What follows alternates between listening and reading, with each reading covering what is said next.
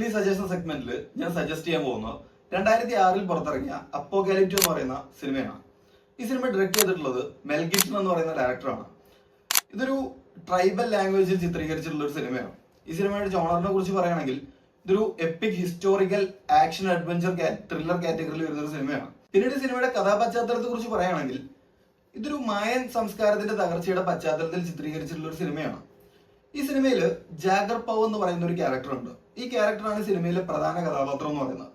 ഈ ജാഗർ പൗ എന്ന് പറയുന്ന മീസോ അമേരിക്കൻ ഗോത്രവർഗക്കാരൻ തന്റെ ഗ്രാമം ഈ ഒരു മായൻ പോരാളികളാൽ തകർക്കപ്പെട്ടതിന് ശേഷം മനുഷ്യക്കുരുതിയെ അതിജീവിച്ച് തന്റെ ഭാര്യയെയും കുഞ്ഞിനെയും രക്ഷിക്കാൻ ശ്രമിക്കുന്നതൊക്കെയാണ് സിനിമയുടെ കഥാപശ്ചാത്തലം എന്ന് പറയുന്നത്. സോ നിങ്ങൾ ഈ സിനിമ കണ്ടിട്ടില്ലെങ്കിൽ തീർച്ചയായിട്ടും ഒരിക്കലെങ്കിലും കണ്ട് എക്സ്പീരിയൻസ് ചെയ്യേണ്ട സിനിമയാണ്. സോ ഈ സിനിമ കണ്ടിട്ടില്ലാത്തവർ തീർച്ചയായിട്ടും ഈ സിനിമ കാണുക. ഈ സിനിമ ആമസോൺ പ്രൈമിൽ അവൈലബിൾ ആണ്. സോ നിങ്ങൾ ഈ സിനിമ കണ്ടതിന് ശേഷം നിങ്ങളുടെ